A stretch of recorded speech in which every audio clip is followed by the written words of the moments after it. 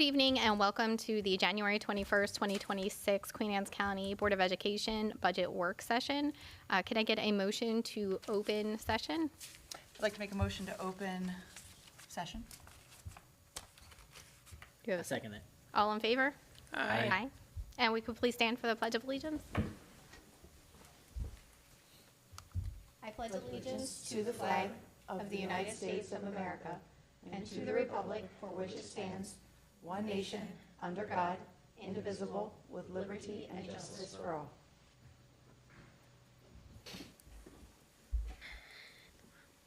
2.01, approval of agenda. Can we get a motion, please? I'd like to make a motion to approve the agenda as presented. I second that. All in favor? Aye. All right, 3.01, fiscal year 2027 budget discussion. Right. Mr. Watkins. Yeah, so this is our first official kickoff budget work session for the FY27 budget discussion. So we as a team and administration, the district in general have been working hard to get us to this point. Really happy. Some of the information we're going to be sharing tonight is, 3 to 4 weeks earlier than we've presented before, just to give us all more time to discuss this and have even more input from board members and the public in general. Mr. Watkins has put together a really nice presentation that we've gone over and kind of an overview of what makes up the budget and do the Mr. Watkins show here for a little bit. So it's going to be good. Thank you. Thank you, Dr. Kibler. For the record, my name is Rob Watkins, and I'm the interim chief financial officer here.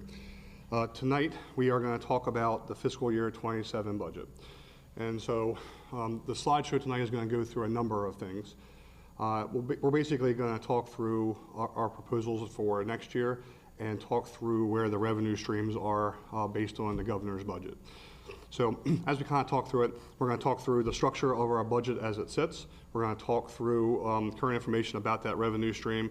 We're going to share the superintendent's priorities, share perspectives from our stakeholder groups and our administration work groups, talk through the costs to maintain our current program next year, and do a review our cost analysis as needs for Queen Anne's County Public Schools. So I'm going to jump right in to review some of the pieces of our budget that will help us along the way. So reminder that our budget book is really the document that helps us understand and tracks our expenditures and predicts our expenditures for the following year. I link us to the fiscal year 26 budget book here as a guide, and we're going to go through and review a couple elements of this in our budget. Excuse me. So remember that our budget is categorized, and this is required by state law. And you can see on the screen the categories that are comprise our budget and in our budget book. So category 1 is the Office of the Superintendent. That's really district administration. Category 2 is Office of the Principal and mid-level administration. Categories 3, 4, and 5 are instruction.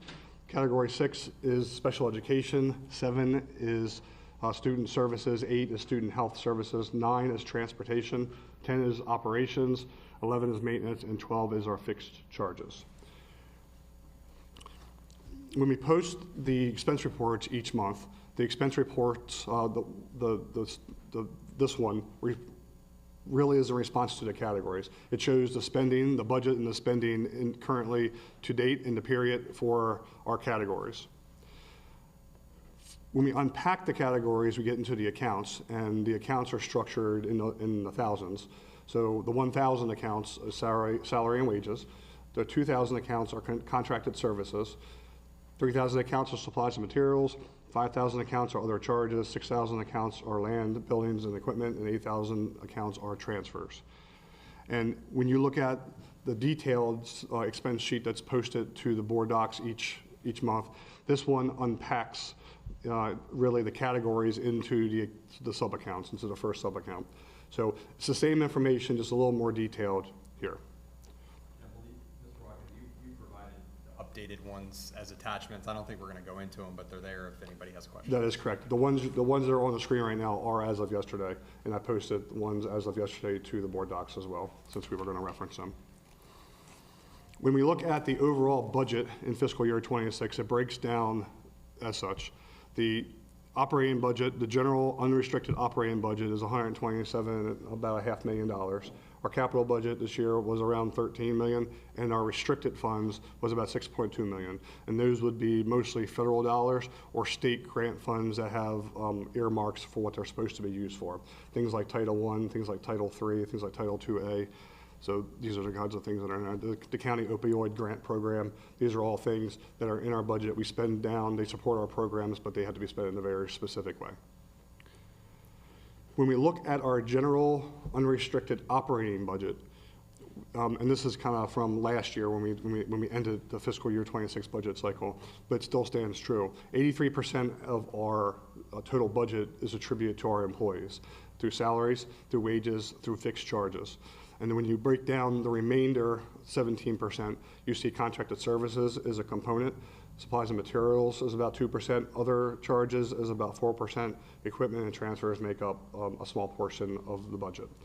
Remember, contracted services in many ways include really many of our instructional programs. So anything that has a license agreement attached to it is part of contracted services. It also would include other pieces of our operating program, such as maintenance contracts and anything related to that sort of business.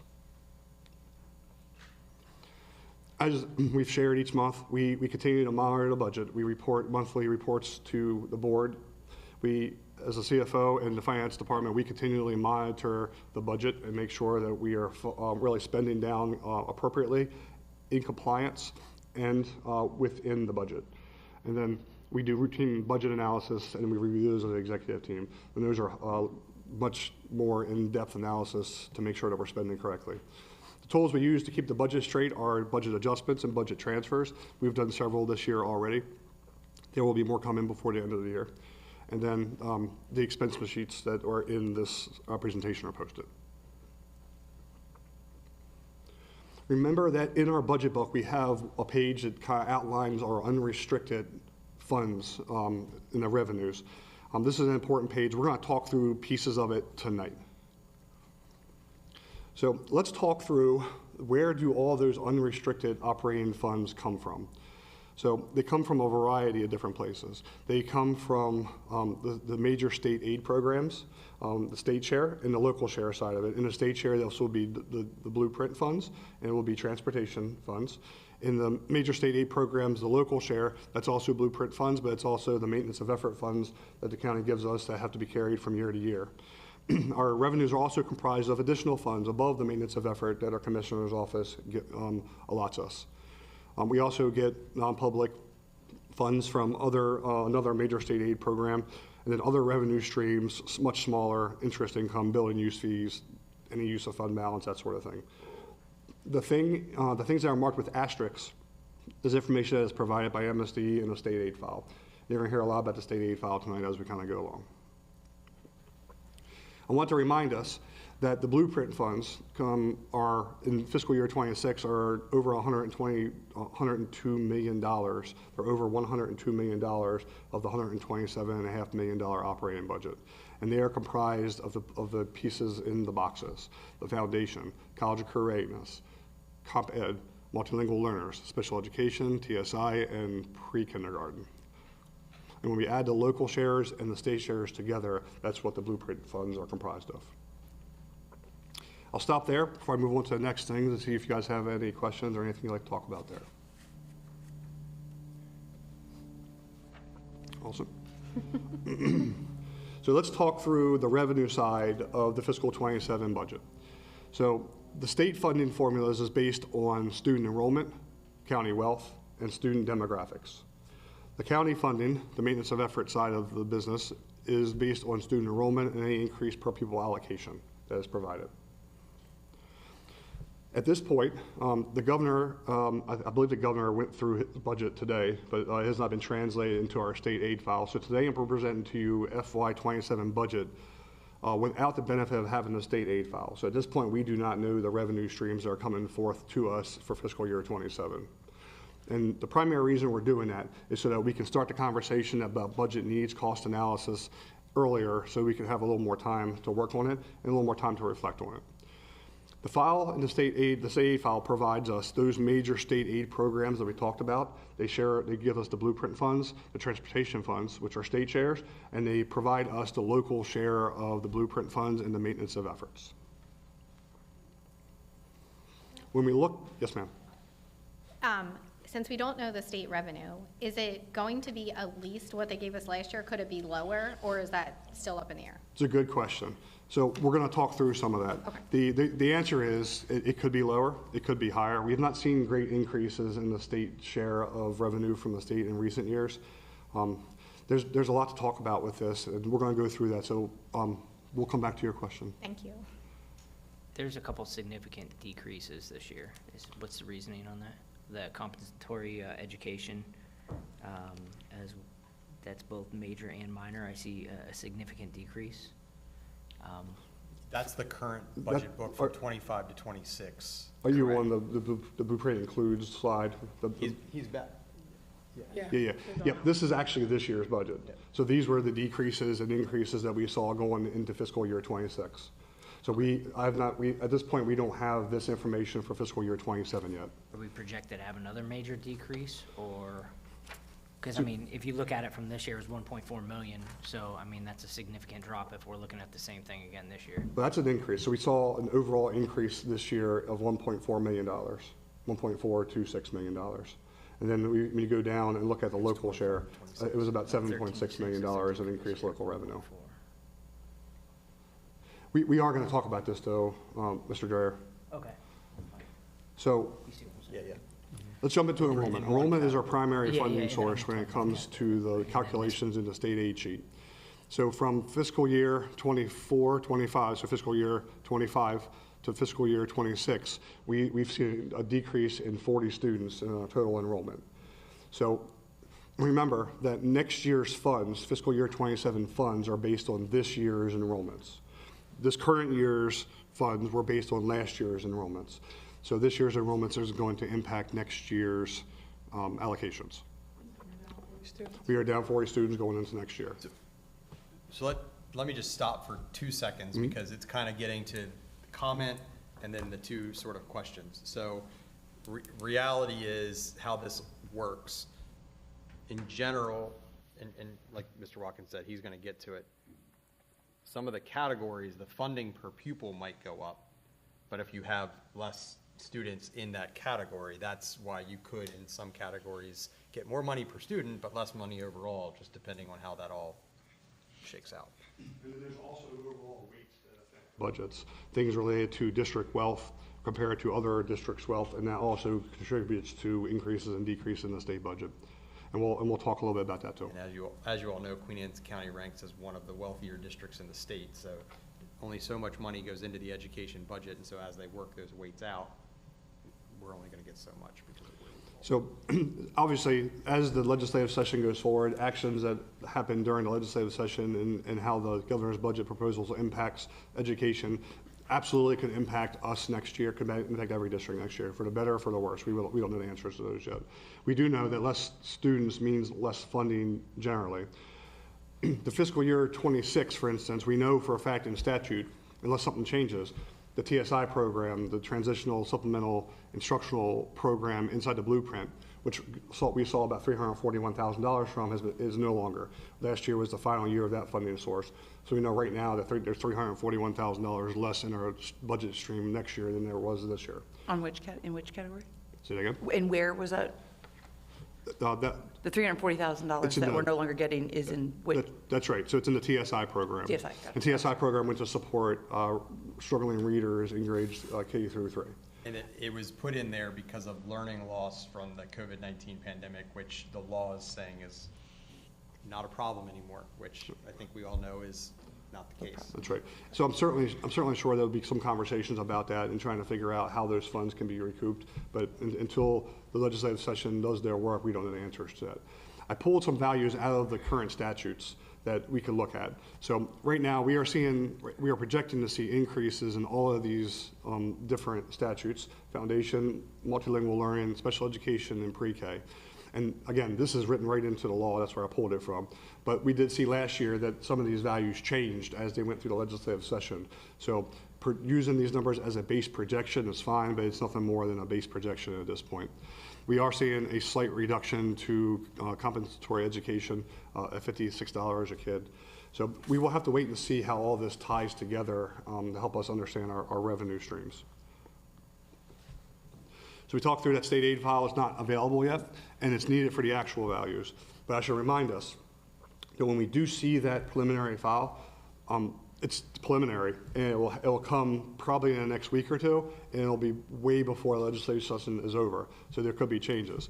And I will tell you, we didn't see that final file until June 27th last year, if you remember, right up until the edge. We were very lucky. We didn't see any changes or significant impacts. So our budget book that we had voted for just a week ago, a week prior to that, was sufficient. This is a place where we can kind of talk about some of the impacts that the wealth factors have. So there's several places in the state aid file that are not advantageous to Queen Anne's County. There's several funding parts of formulas that don't impact us, we don't have access to. We don't have access to the guaranteed tax base program. We don't have access to the comparable wage index, and we didn't have access to the Blueprint Transition Fund.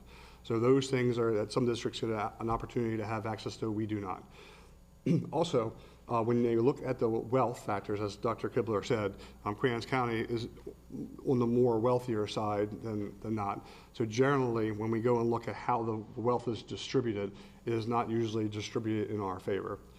For instance, there is a local appropriation that's given back to the county in order to fund. So we lost a little bit of money last year. It's called a local share adjustment. We lost a little bit of money off of our local share in comp ed, in multilingual and special education. And when you add up all those numbers, it was about a $1.5 million take back that we had, and that's part of the wage index that I'm talking about.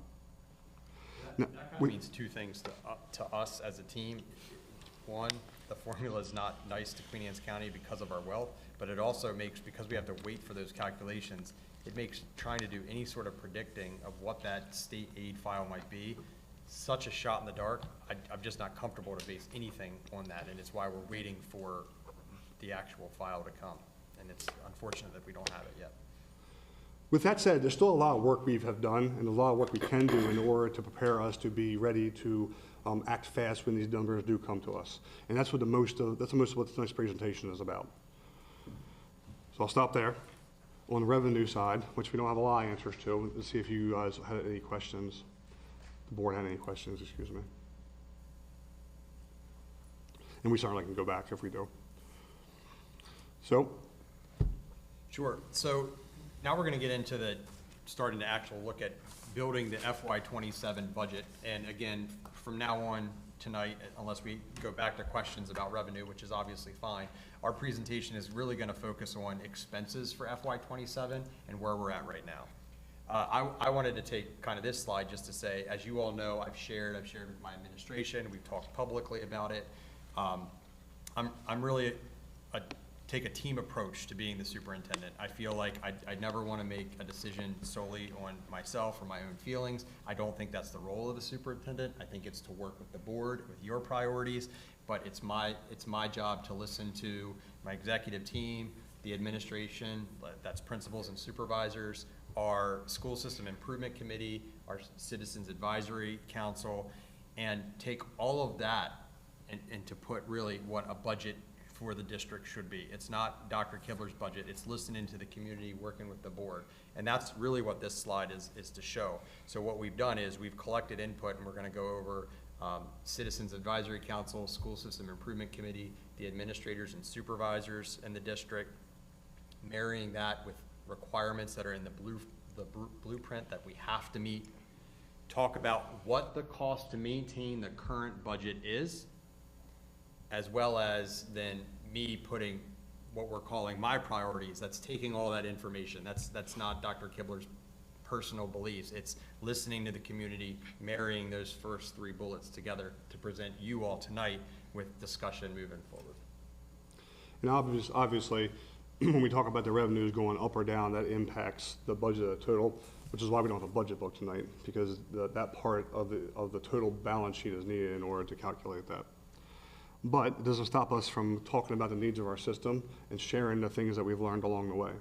So I was fortunate to be part of a meeting earlier in the fall for SSIC, and they shared a lot of really interesting and poignant things about the needs of our building. And this committee is made up of staff in our buildings. So they shared, they voiced support for early learning programs, specifically the pre-K program, and the need for kindergarten assistance. They shared the reinstatement of instructional positions was needed. They talked through and shared that behavior specialists and further support for mental health services for our students was needed. They talked about the need for tutors. Tutors have been cut out of our budget pretty much completely at this point from previous budget cuts. So obviously more support for our kids is there. And then they did talk through the consideration of a solution for the transportation issue that exists in the Centerville area and affects Centerville Elementary School, Kennard, and Centerville Middle School. That one's gonna come up a couple times tonight. I just want to address that for the whole board, because we haven't talked about that collectively a lot, and just make everybody aware, because not everybody has their own children in this part of the district. What that basically is with Centerville Middle School being on the same tier as Centerville Elementary and Kennard Elementary School, you have a lot of students coming in to these three schools, and with the transportation issues, it really ends up for those three schools, which is roughly 20% of our student body in Queen Anne's County Public Schools, they lose somewhere between 30 and 45 minutes of instruction daily because of the busing issues there and getting them all dropped off and then picked up at the end of the day. And so there's a cost associated with that we'll talk about a little bit later, but that's what that is.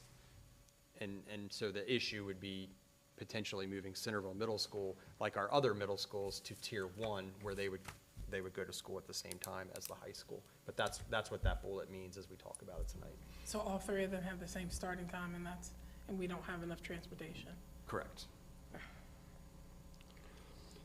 So then Centerville Middle School could start like Sudlersville Middle School and Sudlersville Elementary, they both start at the same time, so like drop off at middle school and then go over and drop off elementary, vice versa? Yeah, so Okay. basically what they would do is they would drop off at the middle school and the high school, Okay. which is what happens at Stevensville Middle, what happens at Mattapique Middle and Ken Island High School. They're the only, Centerville Middle School is the only middle school that's on that Tier 2. Mr. Pender, I say everything correct? Thank you. That same evening, I was fortunate to meet with our Citizens Advisory Committee, and it was a wonderful group of parents that really provided some great insight for our system. And that night, it was very, very well attended. They voiced support for more opportunities for early learning, lower class sizes, and universal pre-K. They voiced support for the reinstatement of instructional specialists and specifically identifying reading as an area of need from their perspective. They cited class size reduction, more mental health services / more counselors for our students. They talked about continued work in increasing community involvement, stronger increased number of partnerships with private businesses, and continued work in building family engagement. Continue to focus on educating students of their career paths and opportunities, and more opportunities for students to learn basic life skills. And that conversation was very rich, and it was great to hear the perspectives of our parents there.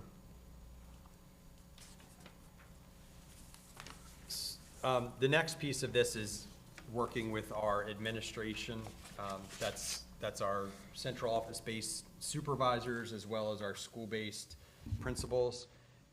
Did something similar to years in the past, and then also a little bit different this year. The first step was bringing every supervisor and every principal in for individual meetings with the executive team to talk about the needs of their program and or their school, depending on the person. And then after that, we had them all here today, or not today, excuse me. We had them all here in December for one of our A&S meetings, and we devoted part of the day to a budget roundtable. Ms. Eichler was kind enough to join us that day, and that was great to have her. And we talked about the needs together, answered some questions, and reflected here, principals, supervisors, department head, program leaders, really reflected on the needs of their world, and what they requested were 123 unique positions. Really, that was more certificated staff to support students, and more support staff to support students as well. So that's your behavioral supports outside of the classroom, some inside the classroom. They requested more than $2.75 million in services, supplies, and equipment. Again, the ANS also brought up the solution for the transportation here. It's interesting that that came up from the teachers as well as it comes up from the principals, the building level administrators of those 3 schools, as well as the supervisors that know that their programs are impacted there. And then also many requests for capital funds to support better learning environments. We won't get into any of the capital requests tonight. That'll be at a later work session. We really want to talk, and I want to commend the ANS publicly and to you all, the board, that we don't want, when they come in and talk to us, to be considered a wish list. The team really recognizes where we've been at budget-wise in Queen Anne's County the past few years and that we've made cuts. And we do feel we get very reasonable requests. People aren't outlandish. They're not asking for teaching positions to reduce class sizes to 10, 12, things like that. It's recognizing that it's a challenging budget times in public education, and really talking about their top needs. And I appreciate everybody recognizing that. So moving on then, really for the blueprint for Maryland's future and the requirements there. It's clear, the blueprint says it and we know it and we believe it, but our people, that's our teaching staff, our teachers, our support staff, bus drivers, administrators, cafeteria workers, they make the biggest difference in the quality of education for our students. We know that, it's clear, and the blueprint recognizes that as well. In fiscal year 27, with the 3-year negotiated agreement that we have, all QACPS teachers will earn at least $60,013 in compliance with the blueprint expectation. We had to meet by this summer that $60,000 minimum threshold for a new teacher, and happy to report that our contract will do that, and the budget proposal we're bringing tonight recognizes as well. With this 3-year negotiated agreement that we do have, that represents an $8,654 increase in the starting teacher salary, a 16.8% increase for our teachers over that 3 fiscal year period to meet the requirements of the blueprint. And I will say that when we did negotiate, we were not negotiating just the starting teacher salary.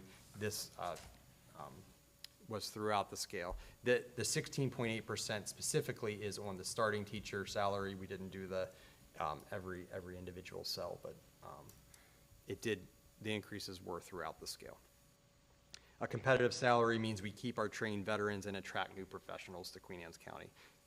And our staffing levels show that, people applying for our open positions. And that includes all of our staff, support, administration, and teachers. And just another reminder, Mr. Watkins and I will share, 83% of our budget supports salaries and related fixed costs. The next slide now, bringing all of that together and when we actually start talking. The funding that we're asking for is going to increase support for student achievement, increase supports for student mental health and behavior, restoring some of the lost positions that we've had to, because of budget cuts over the past few years, compliance with Blueprint for Maryland's Future and the minimum school funding model that we've been talking about, as well as when we get into the numbers, just what Mr. Watkins and I believe is sound fiscal management to make sure we don't in the future run into some of the problems we've had in years past where we've had to have furlough days, things like that, putting Queen Anne's County on the path forward. And today we're going to review potential expenses needed to support all of these priorities, bringing all of this together. We'll review the projected cost increases in our unrestricted FY27 budget. We do that for your input and for your consideration. We do that without the benefit of that state aid file and those revenues. After the state aid file is received, we'll share it with you, of course. The revenues will be combined with projected expenses to create a draft budget for consideration. The draft budget book will be following shortly there behind that with the presented highlights and changes from fiscal year 26 to 27. On March 4th, we are scheduled to approve the budget, and we have essentially 4 meetings, really, tonight, and 3 meetings to get to that point. with 2 of them being regular board sessions and 2 more work sessions on February 11th and 25th. So just to kind of have a summary of our proposed increases. So the fiscal year 27 budget is $127,473,927. 26? Current budget is 127. Yes, what did I say? 27. Thank you very much. Fiscal year 26 budget is $127.5 million. The projected fiscal year 27 budget increases tonight, where we're projecting a 10.53% increase.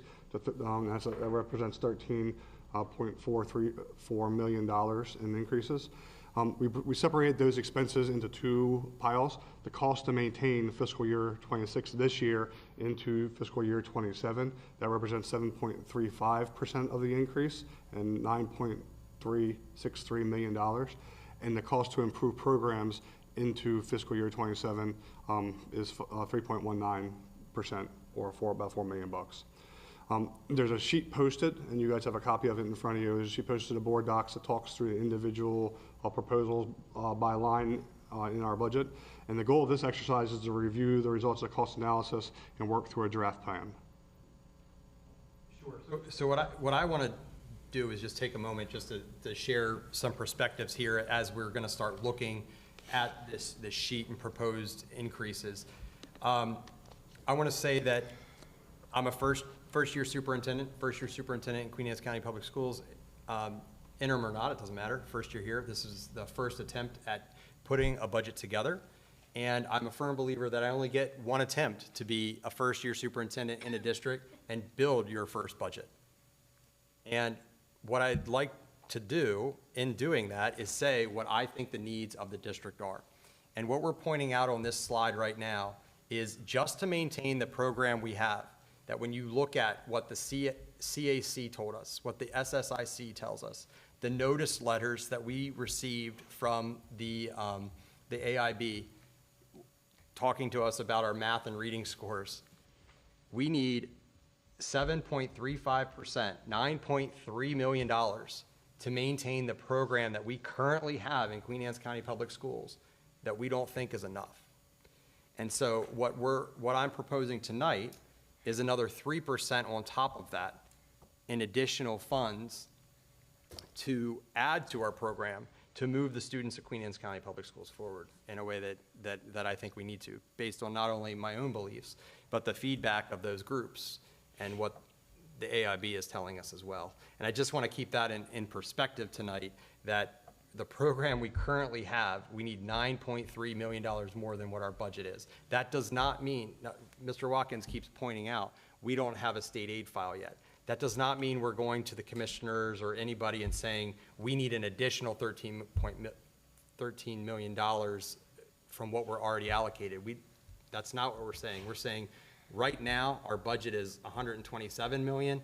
Next year, we need to go up that $13.4 million if we're going to meet all of these priorities. We haven't even talked about priorities that the board has too, and your thoughts.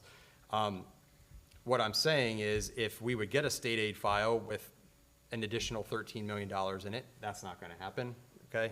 I don't believe that. But if it did, we wouldn't be saying we want more on top of that then. This is what we need to do right now.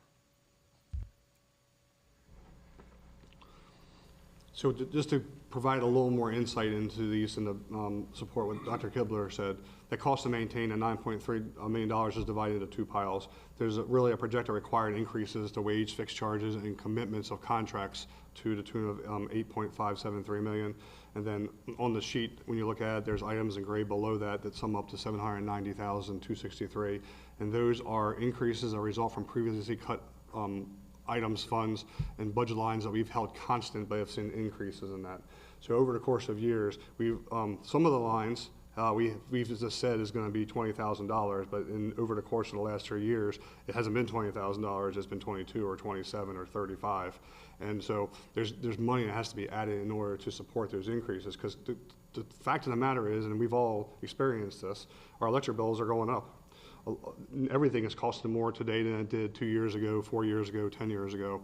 So we're going to have to start adjusting our budget to accommodate some of those things. In some ways we did this year, but as we uncovered and did more analysis, there's still things that need to be adjusted. The second part to this is that 3.19% increase, and that is right now currently sitting at 37 positions under consideration.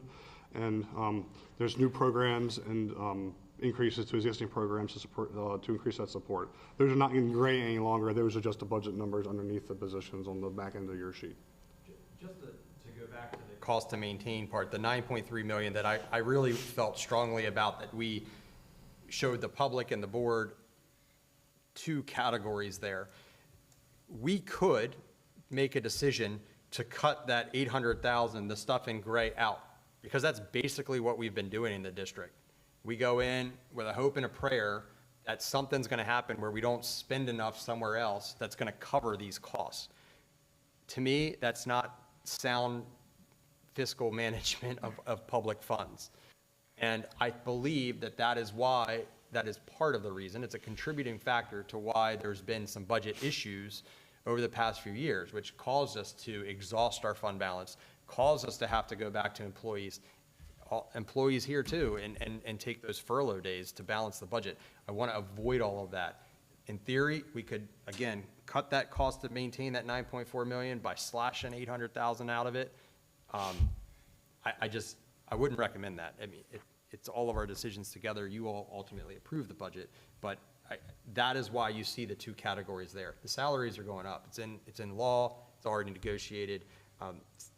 That's why some of them are in white, the others are in gray. And then obviously on the back, everything is up for discussion, the new. And yeah. And I think before we go to the other slides, now we were going to break to talk through anything on this sheet. Is that correct? Not yet.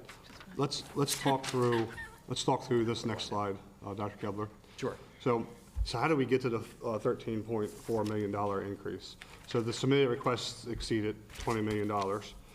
We obviously removed some of those expenses to get us to the 13.4. Some examples of the things that were eliminated from consideration was the transportation resolution, or more positions that were under consideration, increases to stipends, equipment that may be needed, both in instructional land and non-instructional land, conference requests, and further field trip support, specifically in transportation. So when we, and just to talk a little bit about this, it was roughly somewhere around $600,000 is what we estimated for the transportation resolution in town. I just, knowing that this, was a big ask, I just didn't feel comfortable putting that in right now, but we want to still acknowledge that that's there and hanging out there. Positions, when we go through this, we've made as a team, and I'll stand it up with my decision being the superintendent, to not put any request, and be very public about this, to not put any requests in here for actual classroom teachers that would reduce the class sizes that we have in the district. That would be, if you go back to our enrollment summary that we did last month, our class sizes hover in that 21, 22, 23 range. It would cost so much money to put us back to numbers 19, 20, that I feel more strongly about putting in supports in the schools to support the size classes that we have. I think that is the better use of our funds right now. If we put a teacher or 2 at these schools per grade level to reduce class sizes from 23, 24 to 22, I don't think that's as effective as putting the math and reading specialists back in the building, putting the behavior specialists in the building, the in-school suspension folks at the middle schools and high schools. And that's the direction we went here. So with that, I'm going to take us out of the presentation, and you got a 1-page document that's a front and back that has all of the kind of projected expenses as increases. So I'm going to take us there next. On the front page of the budget summary, proposed That is cost correct. increases? Yep. So this is the summary of proposed cost increases. We have 2 items that are negative. That is correct. So that is me pulling money out of different places to support things in other places. Like for instance, if you look down towards the middle of the front page, it says general. It says like finance, school funds online. We've been paying that program. That's our base program. That's our accounting program that the schools use. We've been paying that out of a zero budget line for about 5 years. So that's me putting $18,000 on that line and finding $22,000 from a different place to support that.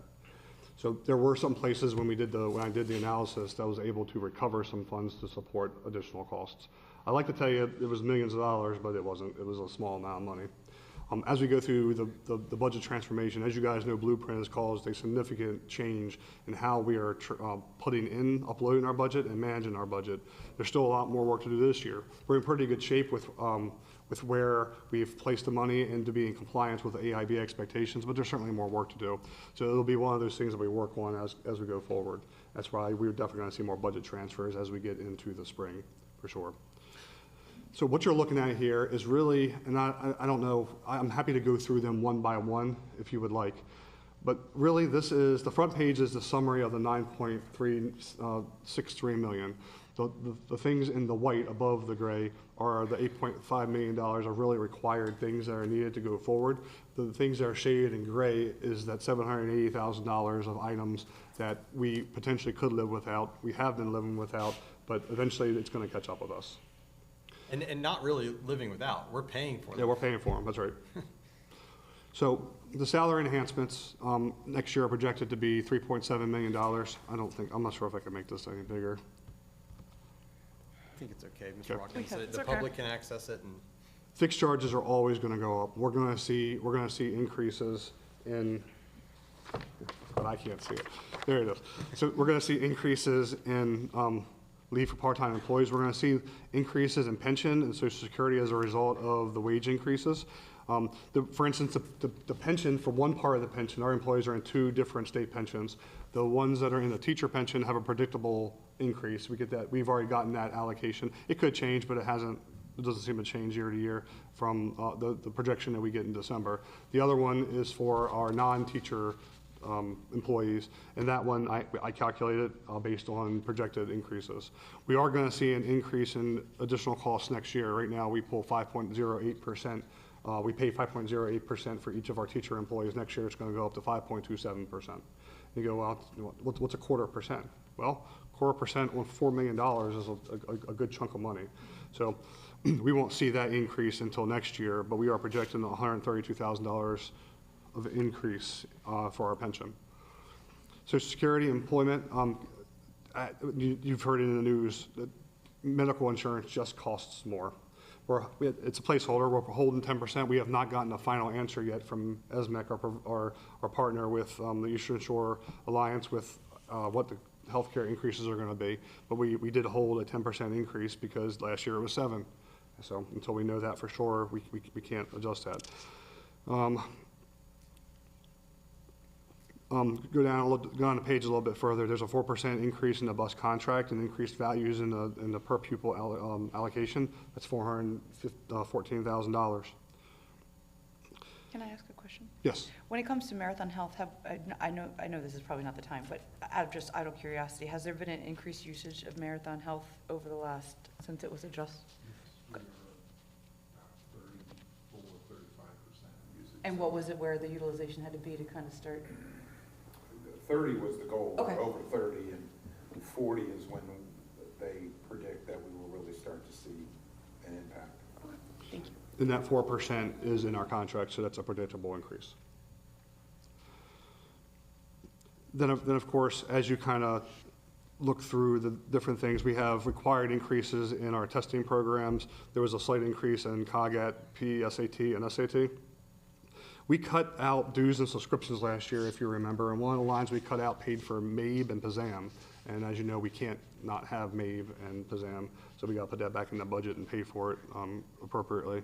We have Zonar licensing, which is in Mr. Pinder's house, that was currently covered with a grant, and unfortunately it no longer is covered with the grant, so we got to bring it into the local budget.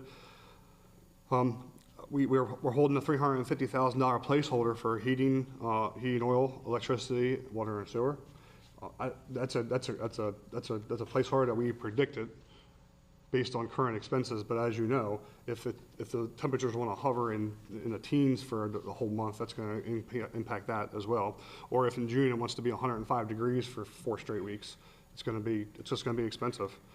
And I know we're all feeling that right now.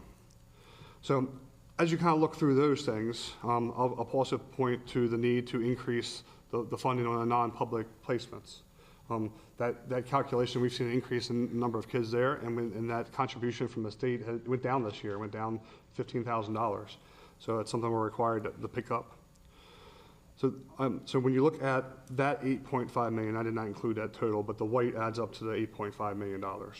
Going down into the gray, if you look at the things that we potentially could live without, one of them is an hourly wage increase. We have employees that currently make $16 an hour in a variety of places, and so that $82,000 is an increase to some hourly wages to try to get some of our employees to a higher wage.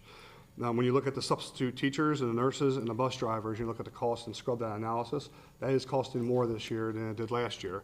So there's roughly $225,000 of increases sitting there to support that. If you recall, we cut $175,000 out of the budget last year in order to try to balance last year's budget. I think we're going to be okay this year with that, but it's going to cost more. We are looking at some core instructional programs.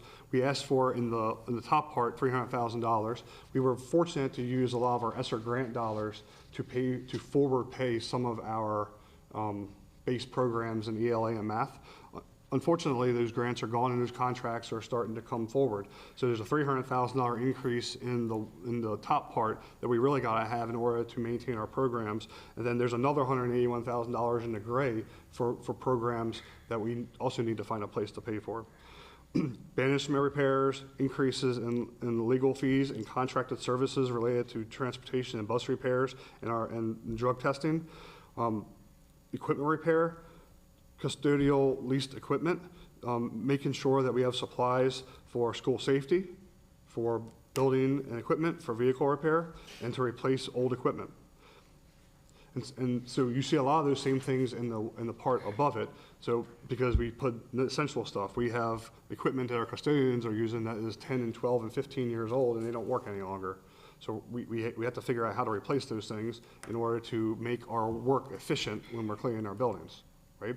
So we can always say, go mop the floors, and that's fine, but it takes 5 times as long to do that than it does to use a buffer or to use the T2. So we have to include that stuff in order to make our work efficient. It's money well spent. On the back are the requests, the $4.1-ish million of requests that we think are needed to drive our program, right? So I think I'll talk please through some of the, Yep. especially the positions. I'm sorry to cut you off. No, that's all right, go ahead. So, first, recognizing the impact in our schools on having the reading specialists and math specialists assigned to the schools. So what we're recommending here are 6 reading specialist positions, 6 math specialist positions. We currently have 3 reading, 3 math.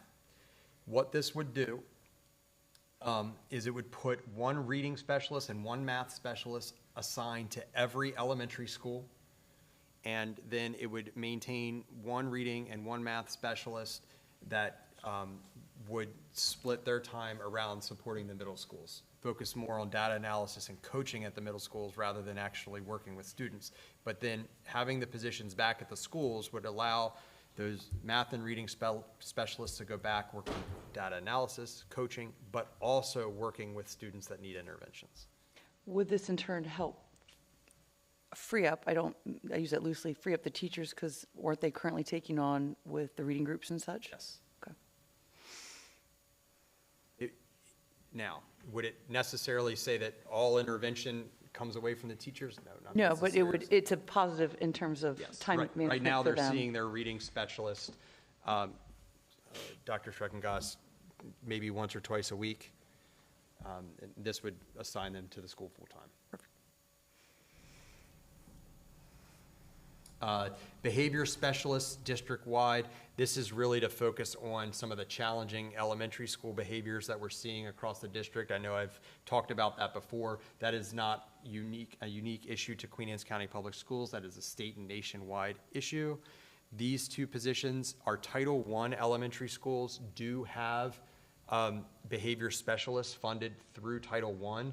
These two positions would basically float around the other 5 elementary schools as needed to work with students that are having challenging behaviors. Every day could potentially look different depending on the year, because this does happen. We might not need the behavior specialist hardly at all at one elementary school, and they might spend a lot of time at another one. It just depends on what's happening. The next few, the counselor at Churchill Elementary School, this was a position a few years ago that was cut. And we're feeling it, not having a counselor at Churchill Elementary School. I know perception out there that it's the smallest school, it's still a pre-K to 4 school, and not having a school-based guidance counselor there is a problem, and it needs to return. The 6 pre-kindergarten teachers, as we've rolled out the full-day pre-K across the district, what we've noticed is that while it's great, it's wonderful, a lot of challenges come with having classrooms of 24-year-olds with a school assistant. What the idea behind this is not to create a new classroom at the 6 elementary schools that have pre-K. What this would do is basically assign another pre-K teacher to each of those schools to really help on behavioral supports and just help maintain, as we're transitioning these 4-year-olds into the school system, what it means to be a student and learn, and that's really what this would do. One of the reasons we're adding that, if you do go back to Mr. Watkins' slide, the pre-K funding this year, nobody across the state really knows why. It goes up 30%, 36% per student. And it's why we're hopeful that this is something that we can do, as we have to track spending following the money to the school, to the students. This is why we believe that this is something that we would be able to do, and it would be very welcome. The pre-K, while it's a wonderful program, it's taking a lot of time and energy of our administration and our teachers, and this would just go a long way to support the program and the high-quality program that we have and that we want to continue to have. I think part of the reason was because they backed off the 3-year-olds. Because remember, Blueprint was pressing to have 3-year-olds up and running too, and they backed off of that at the urgency of all the schools, all the districts. So maybe they took that money and folded it into 4, which makes more sense. Could be. Right. An increase per people. 36% increase, is that what it was? So moving on, the Spanish teacher at Mattabeek Middle School or Stevensville Middle School, and the reason we have an or there is frankly with the budget cuts we've had to go through the past couple years, we did cut a Spanish teaching position, and we have been asking that teacher to split time. They work 1 semester at Stevensville Middle School, and then the 2nd semester at Mattabeek Middle School. And what we've basically done is just maintain that students at those 2 middle schools could get their high school credit. It's really impacted the 7th grade Spanish program at those 2 schools. Centerville Middle School and Sudlersville Middle School each have a Spanish teacher, and we strongly believe that we need to restore that 1 position back to the district so that every middle school has a Spanish teacher, so that that's equitable across the district. In-school suspension support. So again, because of budget cuts, again, sounding like a broken record here, but there's not a lot of new here. This is restoring because we're feeling this impact. In-school suspension positions. This is for our middle school and high school. Basically, this is it's having a place for students to go in the school, disruptive behavior during the day, rather than having to suspend them from school altogether and make them stay at home. We know that the students learn best when they are with us. They're in the school building. We used to be able to have a support position in the schools, And the suspension numbers have gone up because of having to cut that position, and it's very needed. How many do we currently have? 0. So who's supporting that currently? They get sent home. Oh, did they? I Or thought the they had- administration. Or the administration. Or the guidance Or office. they're staying in the office. So we know that, so you're having a disruptive behavior at the school, so the principal or the assistant principal or a secretary in the school, they're sitting in the front office, maybe sitting in the principal's office for a half a day. Having these in-school suspension would put them in a room, a smaller classroom type setting where they could do their work instead of sitting in an office chair. I have a question in regards to in-school suspension. While these students that are in that, are they doing work supervised, or are they in anything to help manage the behavior that got them there? It's a mix. Okay, I just didn't know, I just didn't know if there was anything currently in the school systems, like, Sometimes students need a cool-down period. So sometimes it's a supervised place and a supervised location. In this case, it would be supported with a trained paraeducator to guide them. So it operates in a couple different places. It operates as a cool-down period, but it also operates as a suspension deterrent. So instead of sending them home to be at home to do whatever, it's an opportunity to keep them in the building, to have them continue doing their work. They have their Chromebook, the work is given to them, and they work on their work during the school day. So also, I could speak for like how we did at Sudlersville. There are other reflection opportunities for our students, and there's just some pre-made lessons to kind of help students understand how to adjust behavior to be more to stay in class, It's to also- avoid being in trouble. Forgive me. No. It's also a nice place to incorporate restorative practices thank you. as well. okay. Is this an excessive problem in the schools we're having right now? Or is this not? I think in the middle school and the high school it is. The suspensions, is it happening that frequent? I mean, the suspensions happen. I mean, we have behavior issues. I mean, that's a natural occurrence in every school. We should take it up with the state and make the parents sit with them throughout the day too. I mean, Now that's where it that's what I'd starts, love right? to see. Starts at home. I mean, parents need to take care of their children and teach them what's right from wrong. I understand that's not every situation, but our school districts are being hammered now, using resources that could be teaching, and instead we're babysitting and providing parenting that they should be doing. But I know that's a little off topic, but I mean, it's not every case and scenario, but at the same time, we're spending another $400, almost $500,000 to take care of the people's behavioral issues. And I find that hurting the rest of we could be having math and reading specialists. Sure, but in a building of 500 students, there's going to be disagreements and moments of lapses of judgment. They're And kids. this Tracking, I presents understand that, yeah. an opportunity to use restorative practices to fix that. It also gives us an opportunity to give them a chance to decompress. Much rather be able to say, come sit, let's just sit, cool down and work for an hour, rather than calling parent and having to remove them for the rest of the day. But there is I guess what I'm asking is there is at times somebody to say like, what happened? Yes, ma'am. Okay. Yeah. Yeah, that was my question. I think you said earlier that the uptick at the elementary level has just been going higher and higher. I was gonna ask and it's not just the state, but across the country, is there a reason? Was it COVID? Is it technology? Does anybody, like, I what's think causing it's busy it? parents, technology, lack of parenting. I frankly think it's everything you just said. The COVID landscape, the technology, it's gotta be playing a role. It just has to be. And it's partly with some of these behavior support and the specialists, why I truly believe that if you have a class of 25, if we were able to put a classroom teacher and remove that to 23, the behaviors are still gonna happen. Dropping that 2 or 3 students isn't gonna cause that.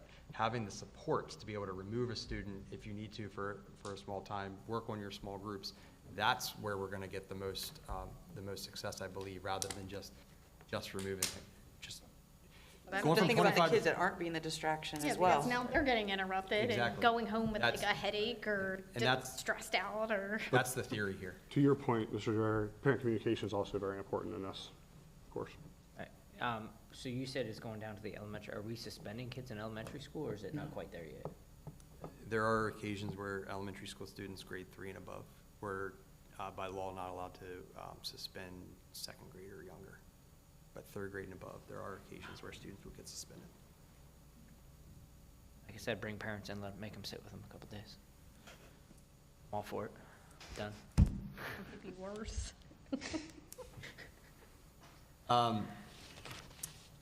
Again, because of budget cuts, we had a computer lab assistant. I think there was a retirement or resignation, and that position was not backfilled of 2 summers ago at Bayside Elementary School. What that basically means, that students at Bayside are getting 1 less unified arts rotation than other elementary school students at the district, and I don't think that's right. And I think we need to reinstate that position at that school. That's exciting, because that room's just sitting there. Well, they're not going to their rotation. It's just they have to do it with 4 rotations instead of 5. I know that it's been brought up by the board a lot about having a dedicated grant writer. And so this is recognizing that. We've talked before, we have an excellent grant specialist in the finance department, but she is very much focused on the financial piece and the reporting piece of our grants. This would bring a person, they would be central office based. We haven't really figured out what that would look like. Probably in the curriculum and instruction world, under like a Dr. Schreckengast, to be focused on writing grants for the whole district. Would be awesome. As has come up a lot, Mr. Pender will tell us, we are, based on recommendations from the state of the number of maintenance workers that we should have for a district our size. This attempts to put a dent in that and add 1, but we would still be, what, 8 or 10 short? Currently have 11, we should have 21. We've only increased 2 over the past 30 years. HR specialists in the central office, we know time to care is coming, increased demands on retirement, the health benefits, the Time to Care Act, really could use another person in our HR department as well. Finance specialist, the blueprint reporting requirements. We say it as our group of superintendents. The fact that the blueprint said that we should have a blueprint implementation coordinator for the district and did provide some funds for that at the beginning of the blueprint was great. Why they didn't think to fund also a blueprint accounting specialist is beyond all of us with the accounting pieces that we've talked about, and this position would reflect that. Mr. Watkins and his team are just doing the work of too many people, so definitely needed.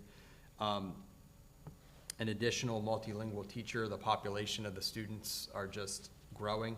This would just add another teacher to split between Centerville Elementary School and Churchill Elementary School. A second behavior specialist. This would be a central office-based position. We currently have 1.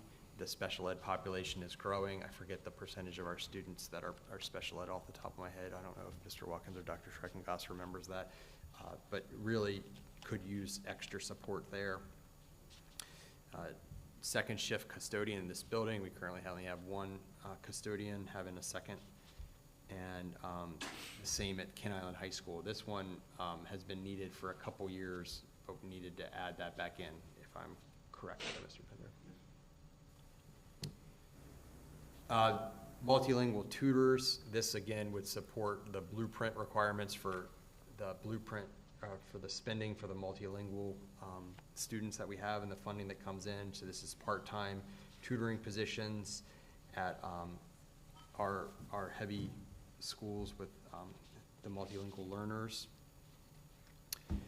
A stipend increase for our new teacher mentor program as we bring in new teachers to the district, just having additional funds to pay them, just honoring the contract and their time commitment.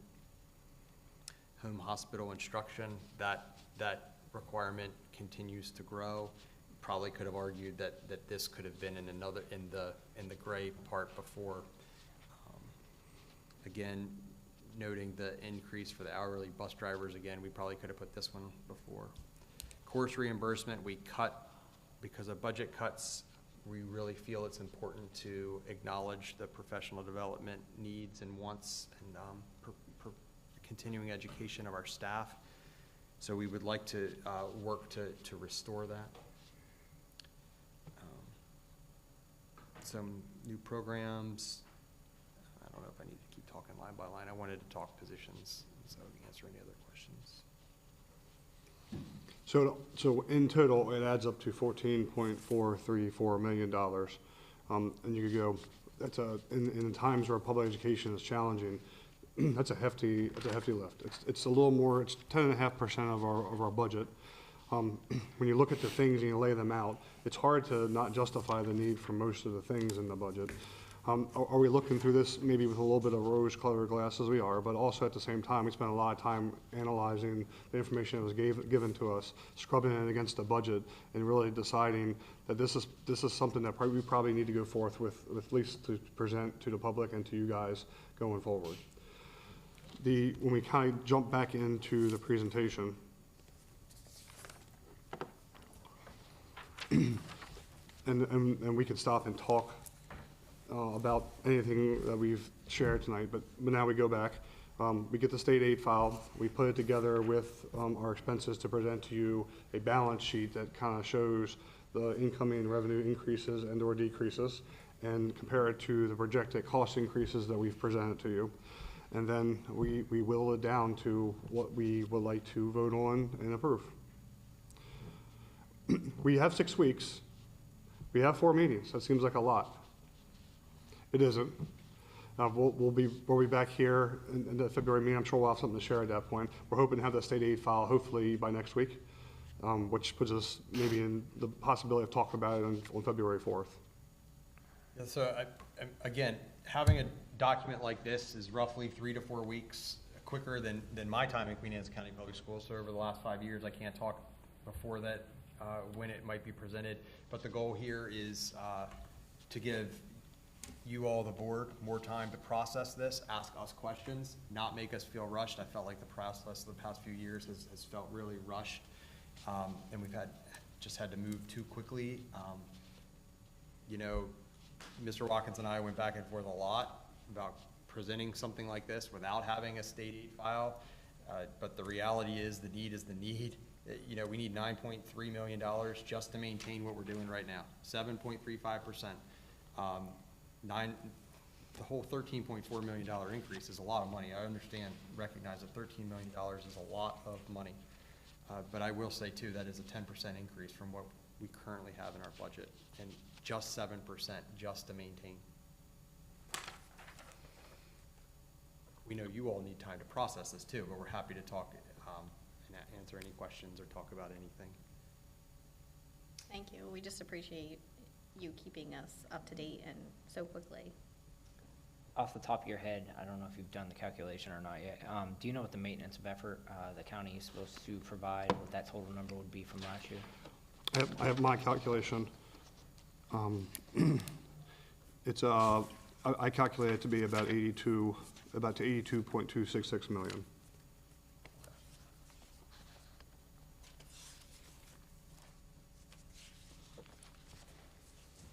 Every year that I've been here, they've gone over. Correct, but I'm just seeing how Which- much we would have which to is- request over. Which is close to what the local contribution was this year. And when you look at our budget book, and in fact, I'll go back to that. And the Oh. 82 million last year was how much higher than the year before? That's right. So the total maintenance of effort, local autonomy above state funds this year was $17.8 million. And that's a accumulation of maintenance of effort increases over the years. But to our point, lots of counties, there are counties that get just the allocation, just the blueprint. So we do get a lot of support from our local commissioners for our education program. Unfortunately, we're probably going to be asking them for more this year. But as you guys know, it's just going to cost more to continue to do business. And when you go into programs, it costs more to add 2 programs. And our students here in Queen Anne's County deserve it. They deserve this, and our staff gives them their best every day. I feel like From the local government, it was $7.6 million more year over year, from 25 to 26. I mean, I think by at least for me, this is only my 2nd year.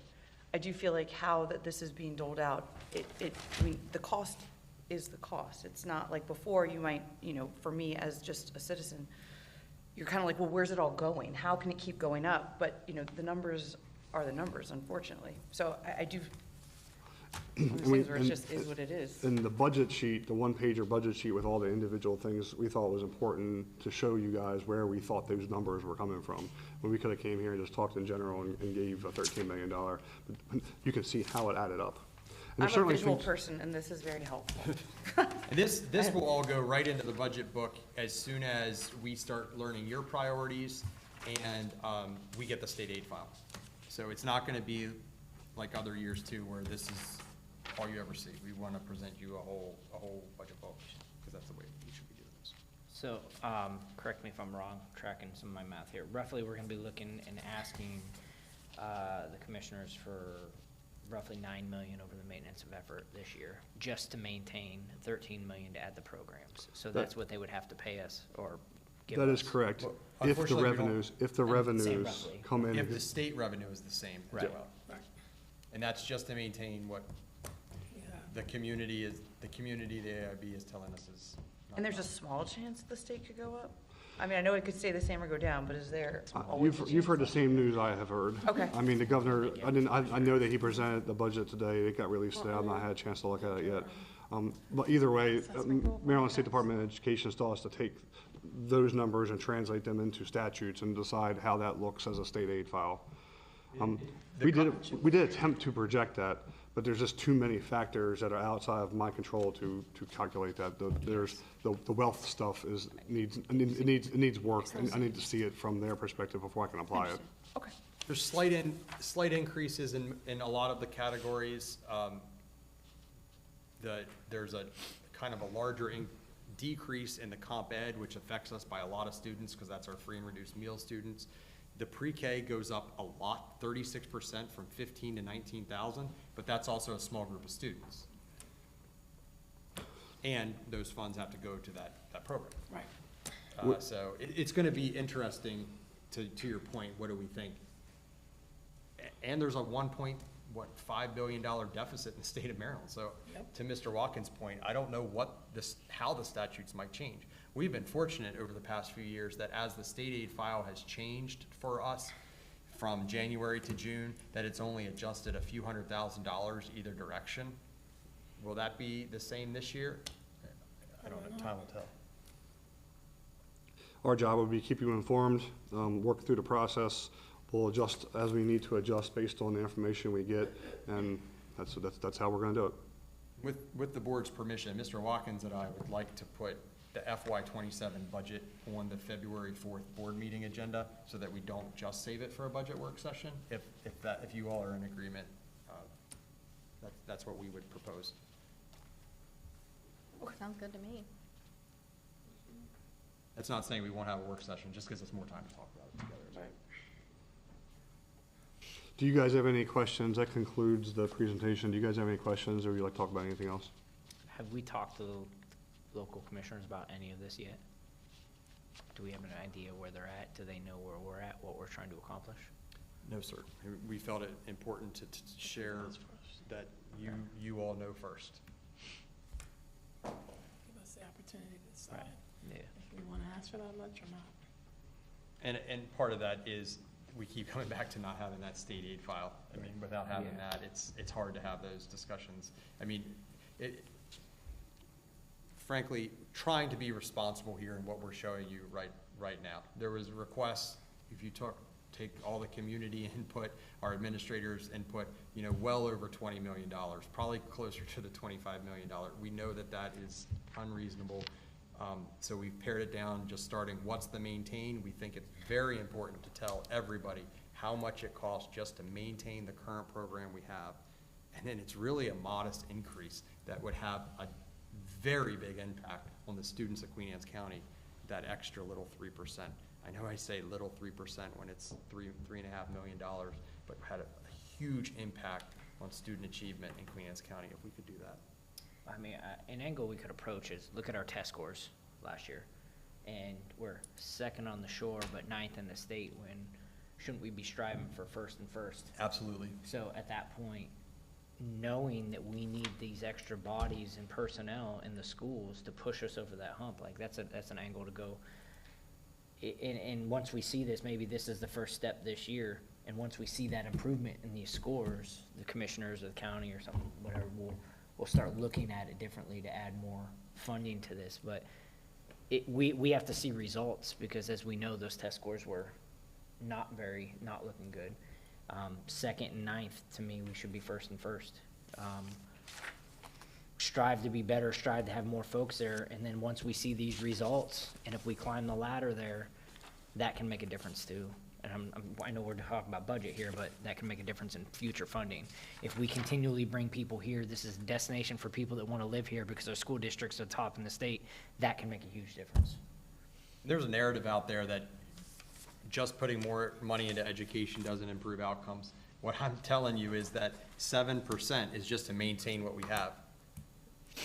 We're asking for 3% additional. I mean, the total here is 13.3 or for what we're putting together, but, yeah. Thank you. Thank you, we appreciate Yeah, I it. appreciate your work. This is fantastic. What you guys are doing this year and put together is definitely better than previously.